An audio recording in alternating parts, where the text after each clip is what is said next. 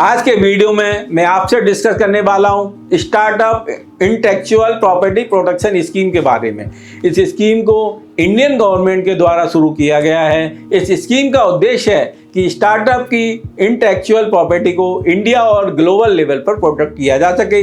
इस स्कीम की शुरुआत ईयर 2016 में की गई थी। इस स्कीम के अंतर्गत DPIIT और WIPO के बीच एक एग्रीमेंट हुआ। इस एग्रीमेंट के कारण WIPO ने इंडिया में मल्टीपल लोकेशन पर technology and innovation support centre establish किए हैं। इस स्कीम के अंतर्गत इंडिया के सभी इनोवेटर्स को अधिकार मिला, जिससे वो TISC की सर्विसेज को यूज करके अपने ब्रांड और इंटेलेक्चुअल प्रॉपर्टी को ग्लोबल लेवल पर सिक्योर कर पाएं। स्कीम के अंतर्गत office of controller general of patent design और ट्रेडमार्क को अधिकार दिया गया है कि वो फैसिलिटेटर को टाइम टू टाइम इम्पैनल करें, जिससे इस स्कीम के अंतर्गत ज़्यादा से ज़्यादा स्टार्टअप लाभ ले सकें। इस स्कीम का विजन है कि ज़्यादा से ज़्यादा स्टार्टअप के इंटेलेक्चुअल प्रॉपर्टी राइट्स को प्रोटेक्ट और प्रमोट किया जा सके, जिससे वो और इनोवेशन के लिए इनकरेज हो सके।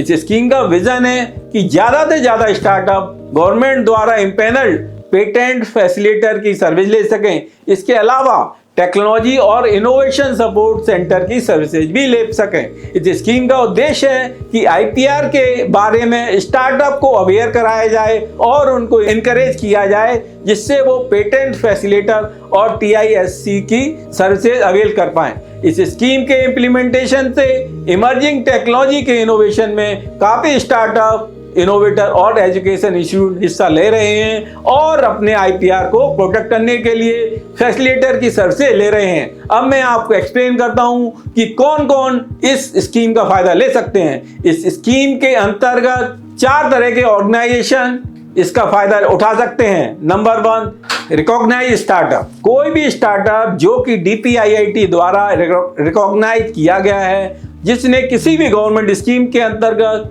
फैसिलिटेटर और ट्रेडमार्क एजेंट को पेटेंट फाइल करने के लिए कोई फंड ना लिया हो। Number 2, Indian innovator. Indian innovator इस स्कीम का फायदा उठा सकते हैं यदि वो TISC के द्वारा और एलिजिबल फैसिलिटेटर के द्वारा IPR के लिए अप्लाई करते हैं और डिक्लेरेशन देते हैं कि उन्होंने गवर्नमेंट के किसी भी स्कीम के अंतर्गत गवर्नमेंट से कोई ग्रांट पेटेंट एजेंट और ट्रेडमार्क एजेंट को पे करने के लिए नहीं ली है। Number 3, Indian education institute. कोई भी इंडियन एजुकेशन इंस्टीट्यूट जो कि सेंट्रल और स्टेट गवर्नमेंट के द्वारा एस्टेब्लिश किया गया है, इस तरह के इंस्टीट्यूट इस स्कीम का फायदा ले सकते हैं। Number 4, eligible Indian applicant for international patents. यदि कोई Indian applicant international patent application file करता है जो कि रिसीविंग ऑफिस इंडिया या इंटरनेशनल ब्यूरो या WIPO और इंटरनेशनल सर्च अथॉरिटी है, तो इस स्कीम का फायदा ले सकते हैं। अब मैं आपको बताता हूं कि कौन सी एंटिटी DPIIT के पास रजिस्ट्रेशन के लिए रजिस्ट्रेशन कर सकती है। कोई भी एंटिटी जो DPIIT के पास स्टार्टअप में रजिस्टर्ड होना चाहती है, वह 10 साल से ज़्यादा पुरानी नहीं होना चाहिए। लास्ट 10 साल में एंटिटी का टर्नओवर किसी भी फाइनेंशियल ईयर में 100 करोड़ से ज़्यादा नहीं होना चाहिए।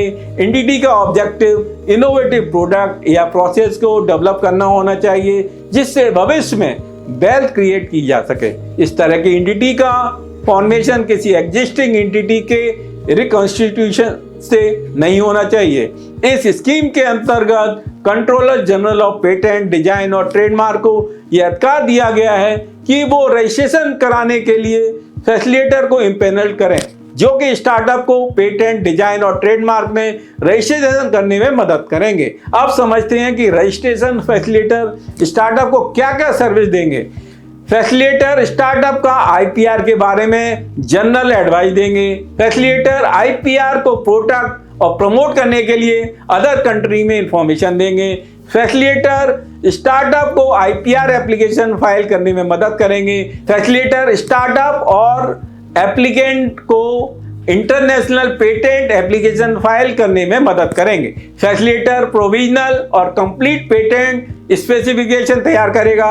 इसके अलावा ISA पेटेंट एप्लीकेशन भी तैयार करेगा। फैसिलिटेटर ट्रेडमार्क के लिए एप्लीकेशन से लेकर फाइनल डिस्पोजल तक सभी सर्विसेज स्टार्टअप को देगा।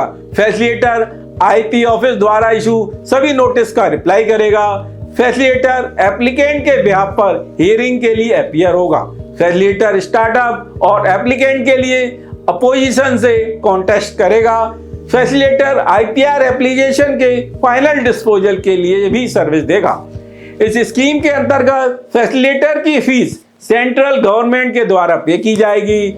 इसका मतलब यह हुआ कि स्टार्टअप को कोई भी फीस पे नहीं करनी होगी। यह स्कीम 31/3/2023 तक थी, लेकिन गवर्नमेंट ने इस स्कीम को 31/3/2026 तक एक्सटेंड कर दिया है। पेटेंट, डिजाइन और ट्रेडमार्क के लिए रजिस्ट्रेशन फीस एप्लीकेंट यानी कि स्टार्टअप को देनी होगी। इस स्कीम के अंतर्गत ट्रेडमार्क, डिजाइन और ट्रेडमार्क की ओनरशिप एप्लीकेंट की होगी। अगर आपको ये वीडियो पसंद आई तो चैनल को सब्सक्राइब करना ना भूलें।